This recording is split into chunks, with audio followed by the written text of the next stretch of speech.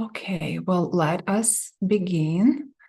And if I may invite you, if you're so open to that, just to a moment of grounding uh, in whichever way you find it's most comfortable for you to adjust, shift your body as needed, and just to take a full body breath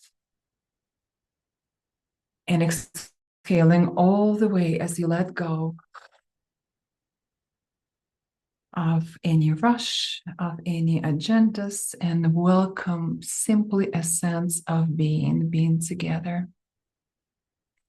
And if it feels right for you, and when the moment is right, allow yourself to set a gentle intention,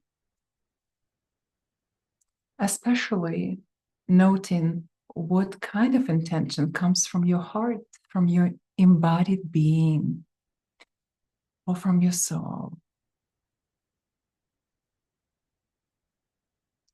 Notice it, welcome it, honor it, and allow it to unfold and to surprise you.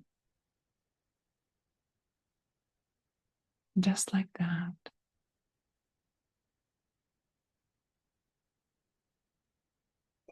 And in a moment, I will invite you to take another deep, full body breath so we can continue our conversation today. And yet, take this moment to express a sense of appreciation to yourself, to your embodied being for coming here, to join our community, to make time, space for our conversation, for our development together, personally and transpersonally. Yeah. Yeah, you've got this. And now let's take another full body breath. And exhale all the way as you open your eyes if they were closed. Take a moment to stretch, move, adjust your body as needed. And we continue. Today, I welcome you to contemplate together a conversation that is not often offered in the field of transpersonal psychology generally, and in the field of conversations that are touching on expanded states of consciousness that can be facilitated through hypnosis, through holotropic breath work, through meditation, contemplation, and so on. Pathways are many. And for that very reason, I want to make sure that I begin this conversation in our circle, and it certainly will continue in the months and years, I hope, to come. So conversation, let me go back to the first slide.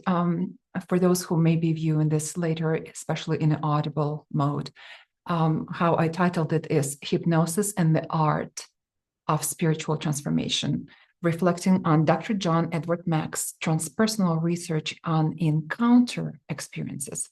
And today is November 13th, 2025, and off we go. Allow me to express my deepest gratitude to and for Dr. John Edward Mack, who was an MD in terms of his education, and he was also a psychiatrist at Harvard. He worked at Harvard for a very long time and also in private practice. And I acknowledge him and his invaluable contribution to utilizing hypnosis and understanding and legitimizing reality-shattering experiences of abductees, or now who we refer to as experiencers, that is, individuals whose lives were forever changed through encounter experiences with non-human intelligences. And please note that encounter experiences, generally speaking, belongs to a much larger domain. We often refer to this as exceptional experiences, and especially when they're well integrated, they become exceptional human experiences. So encounter experiences is one of the classes. Sometimes we call them 9 classes. You know, the count could be different. But Ria White actually invested a great deal in the 90s, exploring exceptional experiences and exceptional human experiences and explicating their importance, their maps, their territories, and that is part of this weave. So please note that on September 27th of last year, 2024, we acknowledged the 20 years since Dr. John Edward Mack's transition. The overarching aim or goal of this offering today is for us to explore the art of spiritual transformation, individual and collective. And in this session particularly, I would like to examine reality-shattering experiences and the art of human transformation explicated by Dr. John Edward Mack in his transpersonal research on close encounters with non-human intelligences. And by the way, he utilized hypnosis as a clinician, as a psychiatrist, to help individuals to integrate and distill and to embody the wisdom of such experiences that they had more often than not occurring spontaneously by day and by night, through dreams, through visions, and so on. Additionally, we will contemplate far-reaching personal and transpersonal implications of Dr. John Edward Mack's research that expand and transform conventional religious and spiritual worldviews, as well as artistic architectures and pursuits and everyday experiential landscapes. So this session, just move this. Okay, thank you. In the session today, we also look at reality-shattering experiences as embodied, deeply evocative, energetically charged spiritual encounters that afford us potent paradigm-shifting opportunities to break through in our understanding of human nature, in our understanding of identity, origin and destination, and also the perceptual reality. And one of the ways to hold such experiences would be through the lens offered by Rudolf Otto in his 1917 book, which was also reprinted in 1923 and thereafter. And this text is called The Idea of the Holy. Rudolf Otto was a historian of religion. And so by offering us a term in Latin that is mysterious, tremendous, and fascinating, which is in Latin, mysterium, tremendum, et fascinans, he really encapsulated the mysterious, tremendous, and fascinating aspects of the holy, of the divine. And they really go beyond what we can share and what we can offer through words alone. Therefore, I think Latin stands for something more than we can express, if you ask me. A little bit about my background.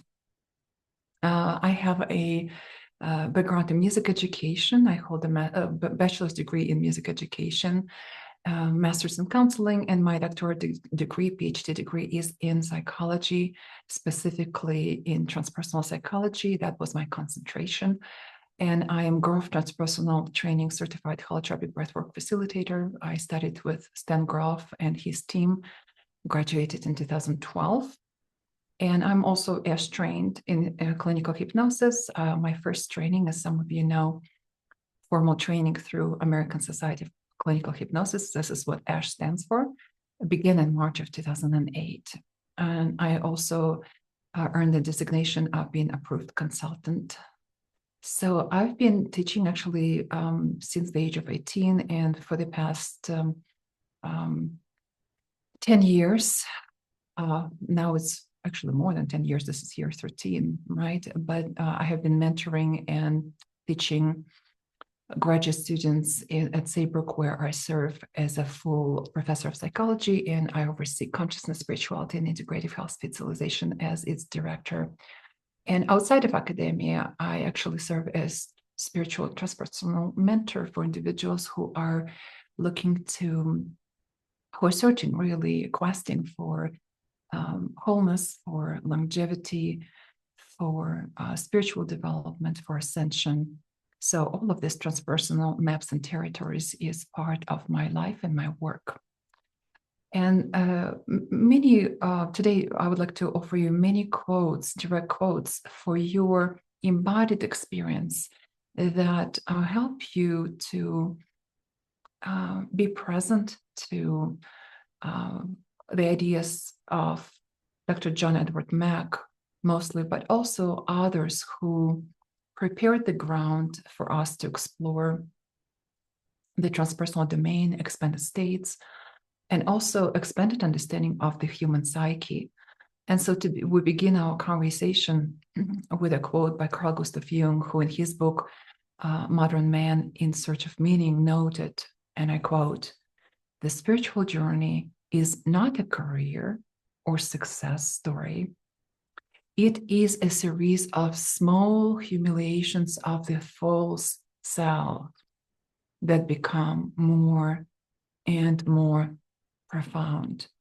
This quote stays with me and has been with me for quite some time. And it's a humble reminder that success is a very multidimensional concept and map and territory. And today, before we dive deeper into the work of Dr. John Edward Mack and his use of hypnosis to help the experiencers to navigate their reality-shattering experiences and to integrate them more fully, I would like to offer for your consideration some ideas that come from Dr. Stanislav Grof, who is also a contemporary psychiatrist. He is in his 90s, and he is one of the co-founders actually of transpersonal psychology. So Grof, one of the co-founders of transpersonal psychology, emphasized that there are two basic types of consciousness: holotropic, holo with an O, and hylotropic with a Y. And in hylotropic with a Y, we can think of it's derived from the Greek hyle or matter, and tropein, which means moving towards.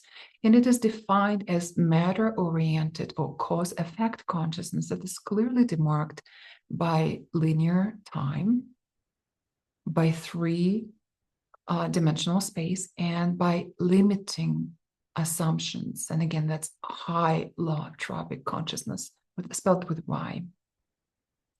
Hylotropic consciousness, further, as Dr. Grof stated, is the state of mind that we experience in everyday life and that Western psychiatry considers as the only one that is normal and legitimate, one that correctly reflects the objective reality of the world. When we look at holotropic, holo with an O, right? Holotropic, he continues to share, and I quote, literally it translates as aiming for totality or moving towards wholeness, from Greek holos, which means whole, and tropein, moving towards or in the direction of. And holotropic also invites, as Dr. Grof mentioned, and I quote, the experience of oneself as potentially unlimited field of consciousness that has access to all aspects of reality without the mediation of senses, end of quote. For the holotropic consciousness, we can think of the yield of it is holotropic states of consciousness, right? Or it is a subgroup, a substantial subgroup of transformative, non-ordinary or expanded states of consciousness that are oriented towards wholeness or moving towards wholeness. So when you hear now holotropic states, so think of it as a substantial, very specific subgroup of expanded states of consciousness that is designed, when facilitated properly, to offer access to individuals in pathways that lead towards wholeness. And of course, it engages the healing domain as well. Stan Grof also identified the inner rater, or commonly referred to as the inner healer. So think of inner healer as an innate wisdom, an innate technology, if you will, healing agent that is guiding the healing process. And we all have that inner wisdom, inner technology, no matter by which name, right? We often refer to it. And Stan Grof also delineated the cartography of the psyche that incorporates, importantly, 3 domains, not only one, not just biographical, but 3 domains of human embodied experiences. And they are biographical, and that is very well understood and explored in the mainstream helping professions, mainstream field, and then perinatal and transpersonal. Why would we want to look at expanded cartography of the psyche? Well, anytime we work with expanded states, be they facilitated through holotropic breathwork, be they facilitated through guided meditation, through hypnosis, we are asking to enter the uncommon territories, yes, territories that are not necessarily even acknowledged to be of great value if you look at strictly mainstream considerations, and therefore being prepared in terms of understanding the maps and the territories of the human psyche is very valuable, because this way we are of much better support to others who we guide in the process. And we also are investing in our own development, personal and transpersonal, by recognizing those domains within our own embodied experiences over a period of decades, right? Because they accumulate. And the more experiences we have, especially when we're willing to invest in integration, the more pieces of the puzzle come together for a fuller picture. So let's take a look at the biographical, perinatal, and transpersonal domains very briefly, because they do inform our work with expanded states, including that those states that are facilitated via hypnosis, clinical hypnosis. So the biographical domain is marked by the recollective analytical content and the personal unconscious material. And transpersonal domain of the human psyche affords the subjective experiences of expansion beyond the ego consciousness, connecting the individual with the cosmos. And as Dr. Grof said, the perinatal dynamic seemed to represent an intersection or frontier between the personal and the transpersonal. So sometimes a good way to think of perinatal domain is like it's a hub that connects the biographical and the transpersonal domains. Transpersonal domain, in turn, includes, on the one hand, experiences that fall within commonly understood reality and space and time, namely those signifying transcendence of spatial boundaries and transcendence of linear time boundaries, as well as physical introversion and narrowing of consciousness. And on the other hand, we acknowledge that the transpersonal domain also includes experiences that fall beyond commonly understood reality and time-space, such as encounters with archetypal beings and manifestations, spirit guides and superhumans, mythological and fairy tale beings, blissful and wrathful deities, alien beings and alien worlds, non-human intelligences and symbols. And of course, there is a little bit more to this. We can also look in transpersonal domain and recognize the transpersonal experiences of psychoid variety, and that is according to Stan Grof, that classification. And those experiences of psychoid varieties, they unveil synchronistic connections between consciousness and matter, and spontaneous psychoid experiences, as well as psychokinesis. So think of synchronicity, and that would be according to Carl Gustav Jung. Synchronicity is an acausal is in one word, acausal connection between the inner and the outer events that are personally meaningful. Yes, so synchronistic events are part of the transpersonal territory. And this way you can clearly see that they're part of the transpersonal experiences of psychoid variety, and that gives you additional language as you work with expanded states in hypnosis and otherwise.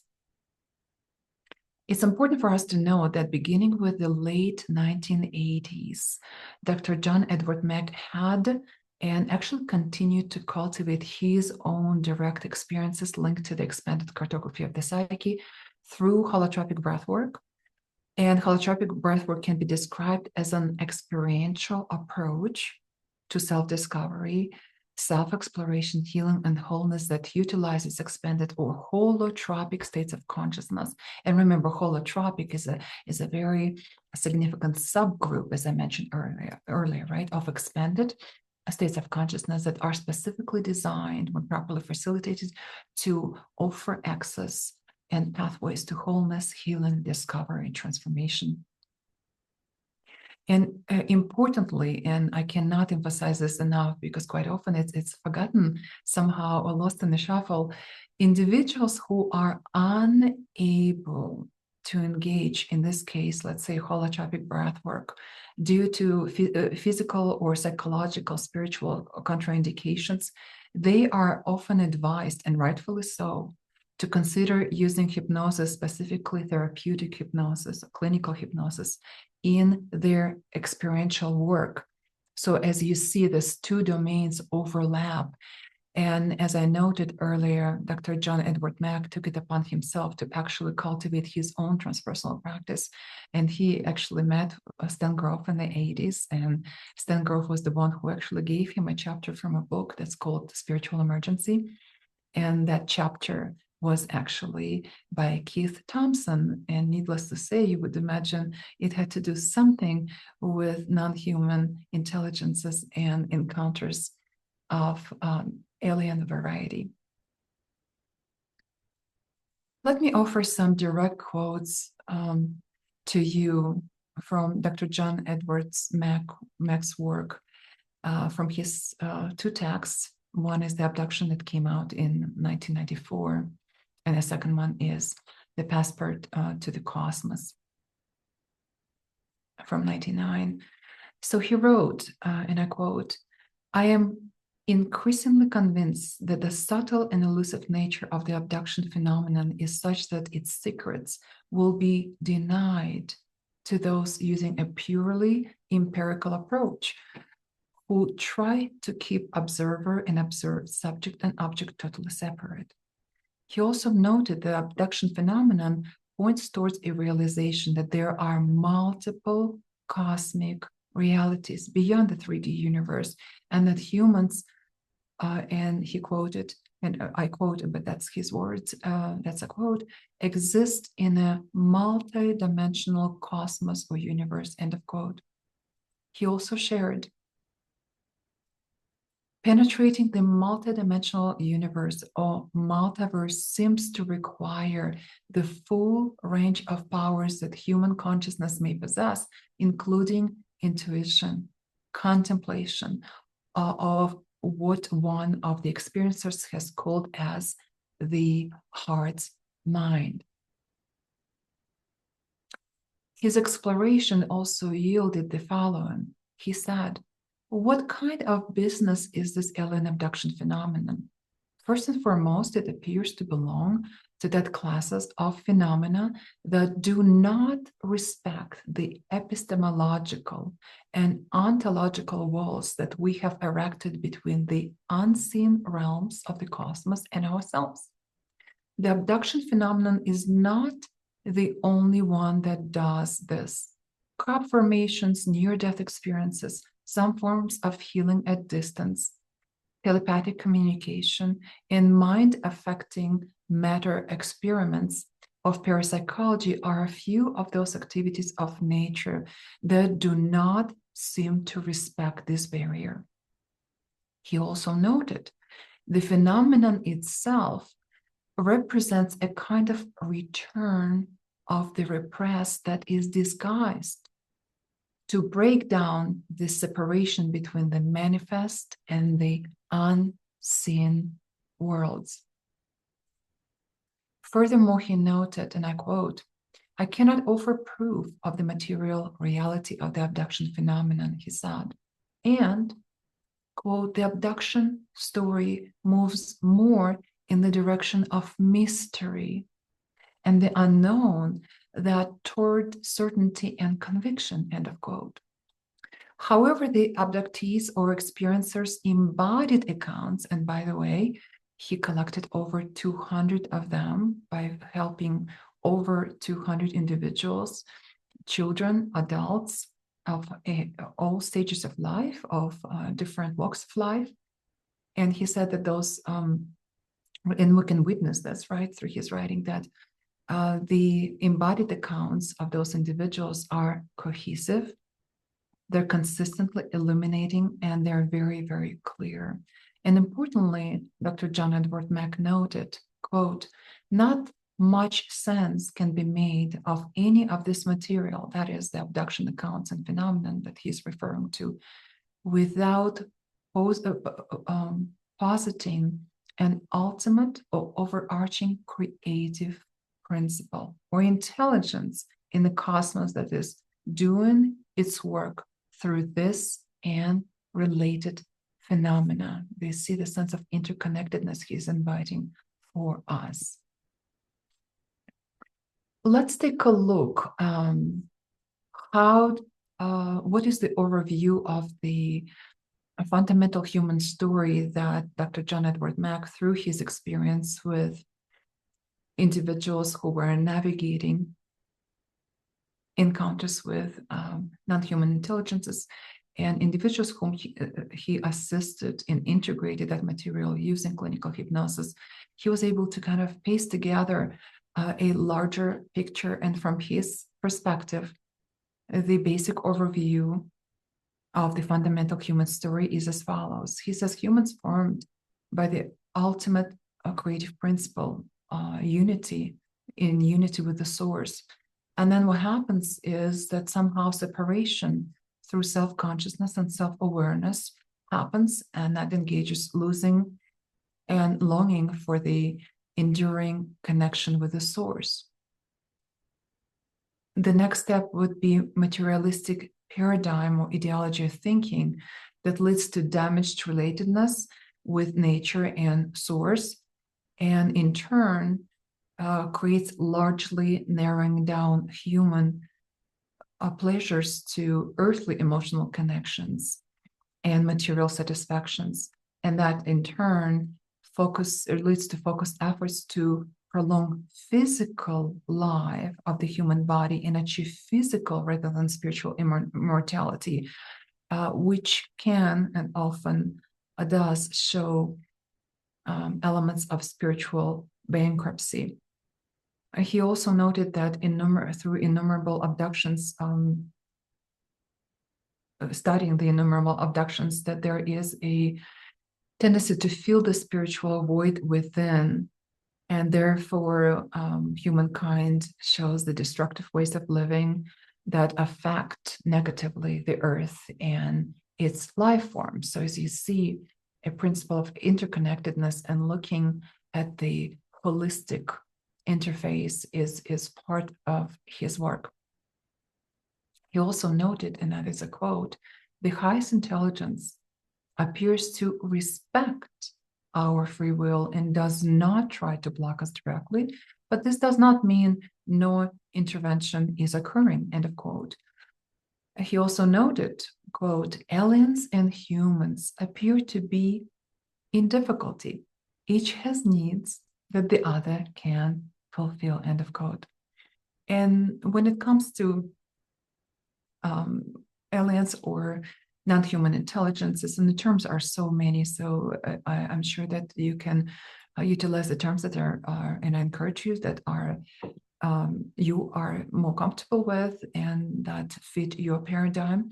But he said, and I quote, abductees consistently report that the beings or aliens seem closer to the Godhead than we are as humans, yes?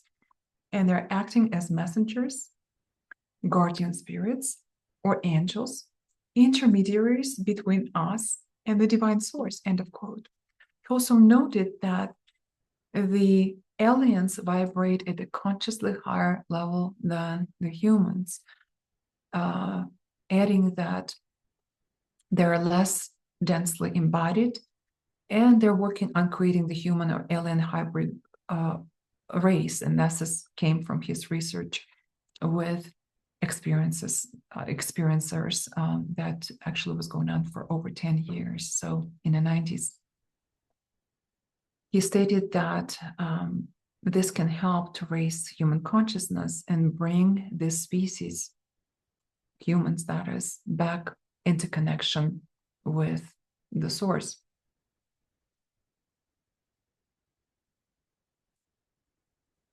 So as humans, could it be that we can no longer afford what he called to remain devoted to our own egoic pursuits, and we must go or undergo a radical change, he said, in consciousness.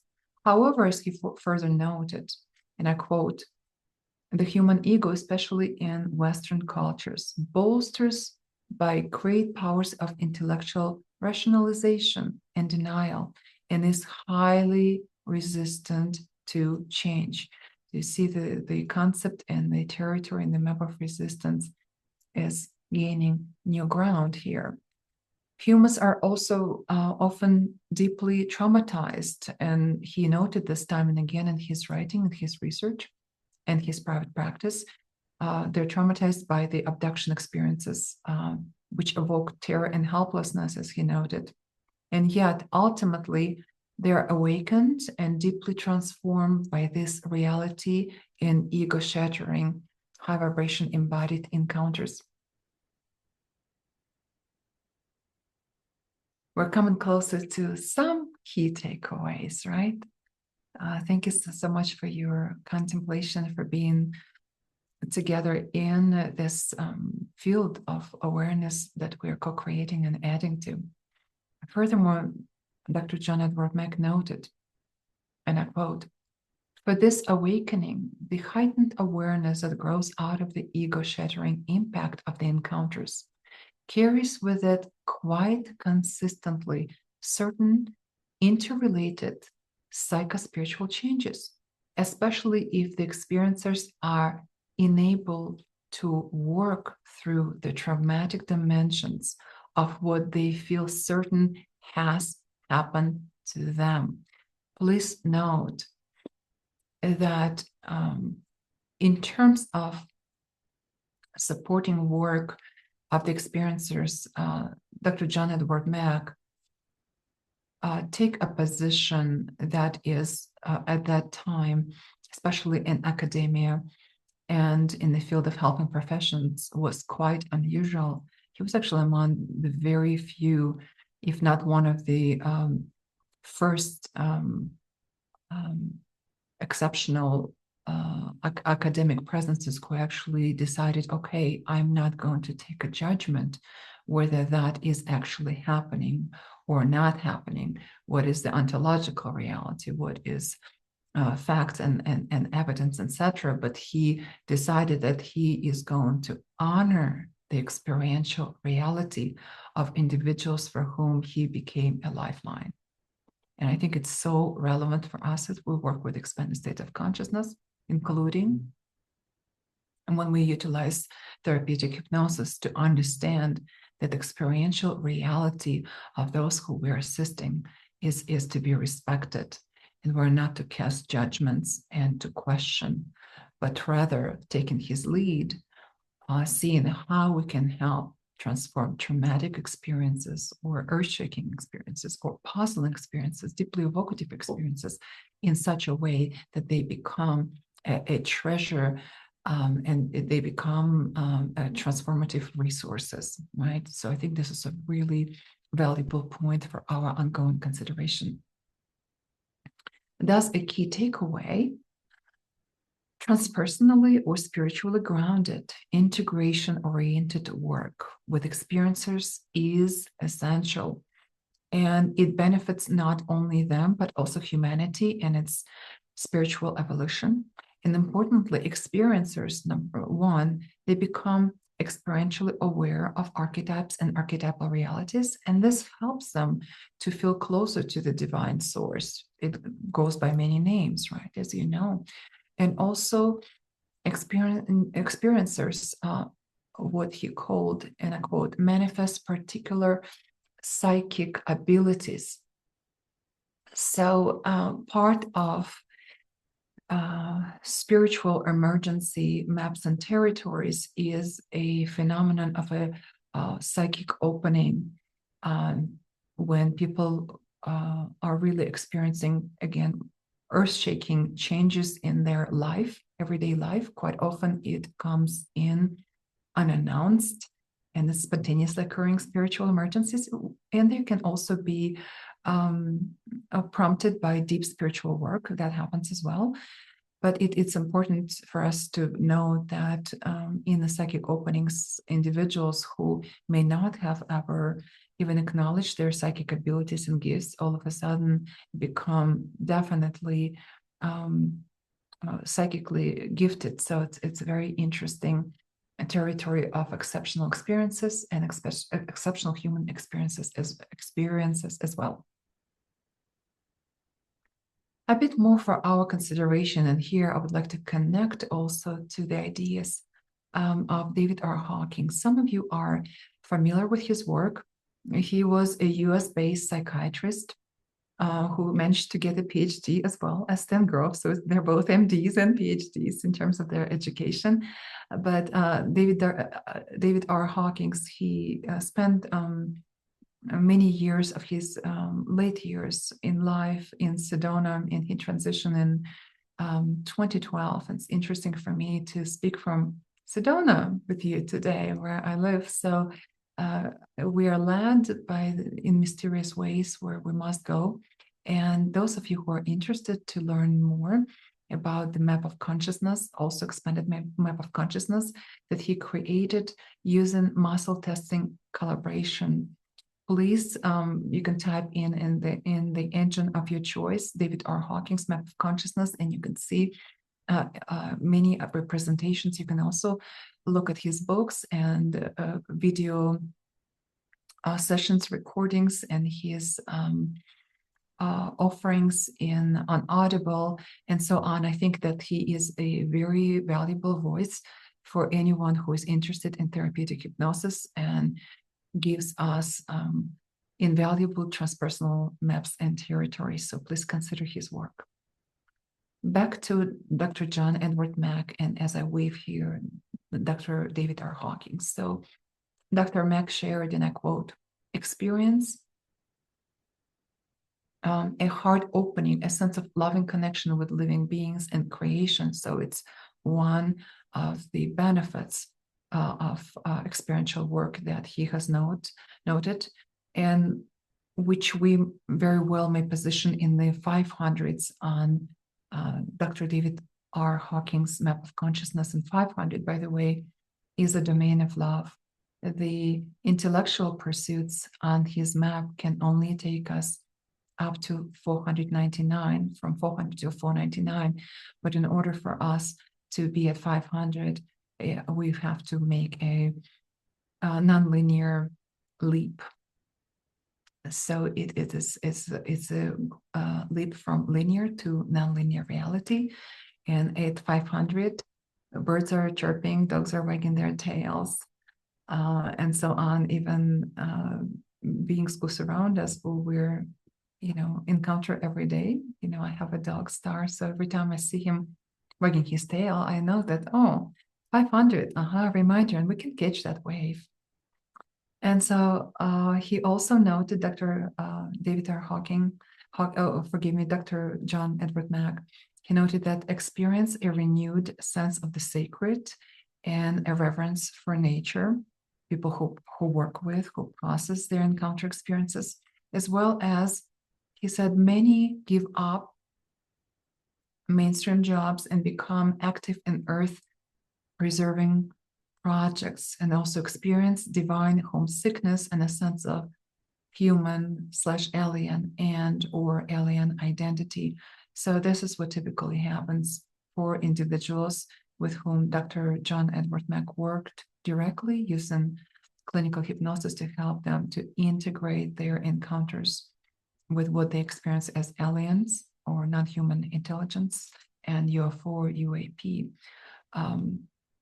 Also importantly, as Dr. John Edward Mack noted, and I quote, "The abduction phenomenon seems to be one of a number of intrusions into our reality from other realms that are contributing to the gradual, or at least so far, spiritual rebirth taking place in Western culture." Thus, the concept of spiritual emergence and emergency are relevant.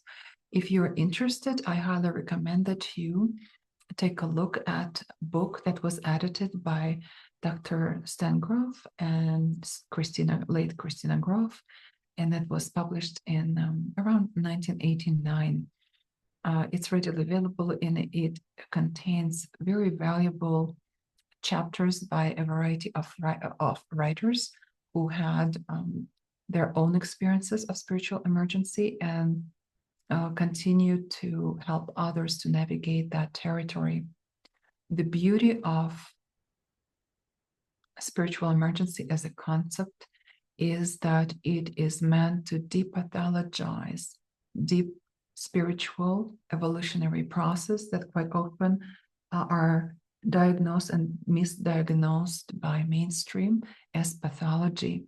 And please know, individuals, as you know, quite often, once they are accepting the label, so to speak, they believe that they're less than, and their struggle is they're alone.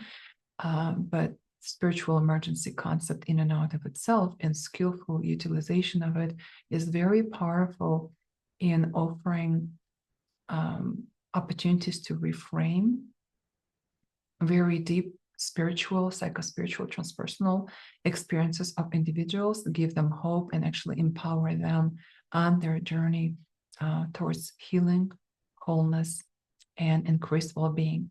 Well, a little bit of a sense of humor here, right? Take a look if you are open to this. So in this little cartoon, a teacher says, right, based on all the head tilts, maybe I'd better explain this again.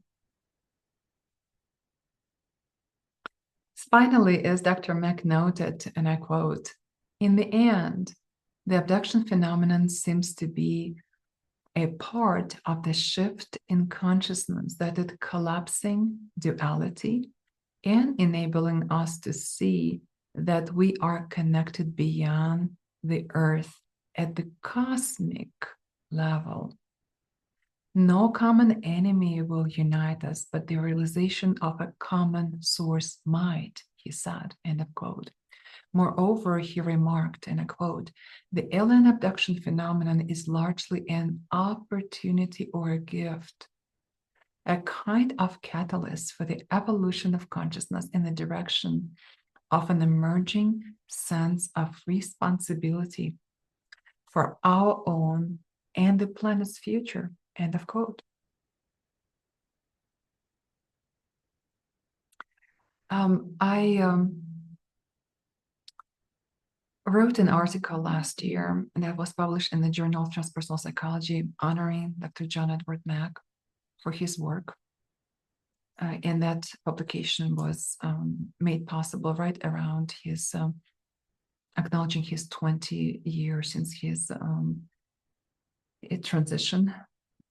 For those of you who are interested to learn more about him, you could find it in our One Search in the library. You could go directly to the Journal of Transpersonal Psychology, or you can just type in my last name and it should pop up. It's a short article, maybe 5 pages or so. So it's an easy read, but it will give you an overview and of the genius that Dr. John Edward Mack brought into this world and manifested as fully as possible in his journey, this lifetime. Dr. John Edward Mack, and that comes from a Chetan, a quote. And Dr. John Edward Mack shed light on the need for profound human spiritual awakening, transformation, and transpersonal maturing, thus reflecting on the bewildering extraterrestrial phenomena he researched and contemplated. And Dr. John Edward Mack decisively remarked, another quote, "This is an outreach program," he said, "from the cosmos to the consciously impaired. There seems to be some effort to get through us humans. Difficult." A quote also from Chetan from 2003, and I also included it in the article that I wrote for the Journal of Transpersonal Psychology. Actually, last year it happened to be 2 articles. So one is on Keith Thompson's new book that's called The UFO Paradox. So I wrote a book review for the Journal of Transpersonal Psychology. So it turned out to be a little bit more than book review because I just wanted to add more. So that's how it happened. And then the article honoring John Edward Mack. So it just happened to be 2 of them in 1 year for the same journal.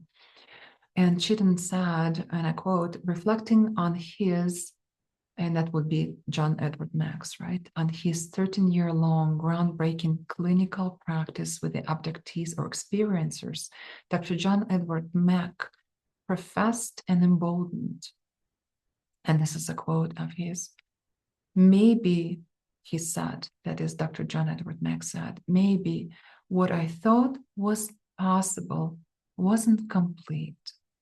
It seems to me it's clinically and humanly more honest to do, to say, there's something I don't know here, and to follow your clinical instincts. And to me, it is such a powerful admonition and powerful sharing because it's deeply applicable to our work in therapeutic hypnosis, clinical hypnosis, and using other approaches that cultivate holotropic states for the benefit of individuals and also humanity. Now, I'll read it one more time, what he said, that is Dr. John Edward Mack. Please consider taking it to heart as a point of contemplation. And he said, maybe what I thought was possible wasn't complete. It seems to me that it's clinically and humanly more honest to do, to say, there's something I don't know here, and to follow your clinical instincts. With this, perhaps we can closely consider Dr. John Edward Mack's words and put them to work in our lives as we prepare for experience and integrate our own reality-shattering spiritual encounters, no matter which flavor they may carry. And as we conclude, so in conclusion, in this session, we focus on transformative aspects and transpersonal or spiritual value of deeply evocative reality-shattering experiences of individuals who we call now in society experiencers. And it advocated that session, and I do advocate for a compassionate, transpersonally or spiritually grounded, integration-oriented work with individuals who have reality-shattering encounters of transpersonal varieties. An ongoing invitation is for our consideration to keep bringing a compassionate heart and an open mind to the groundbreaking research of the late Dr. John Edward Mack as you encounter reality-shattering experiences in connection, be it with abduction or encountering non-human intelligences, a large group of phenomena. So something for us to chew on, huh? Yeah, something to chew on. So we take in the love and care of those who surround us, and I trust that you will continue to allow yourself to take love and care in of those who surround you. Know that when it comes to surrounding, forgive me for supporting your reality-shattering experiences. Those who surround you may not have a suitable transpersonal or spiritual framework to be of optimal spiritual support, and yet they care, and this matters. And so please consider sharing with others about your deeply evocative, uncanny, or reality-shattering experiences only when you are ready. Only when you are ready. And even then, please do your best to discern when, how much, under which circumstances and context you will share, because the embodied psyche requires utmost respect and intricate support and conscious, loving, tending. And here is to life. Okay, this is star. This is my star. Simple ways to ground, right? Earthing. As you can see, the red soil of Sedona is something that my dog really appreciates, and he finds a way to ground no matter which day he's encountering, which evocative experiences he is being gifted with. He finds a way to ground himself and come close to the earth and realign his biomagnetic field. And he continues to be one of my teachers. I thought you would enjoy seeing that. And as we conclude, let us environ, that is my invitation to you, by love, joy, compassion, and peace. And may integrating our most profound spiritual experiences bring us and those whom we support many a boon.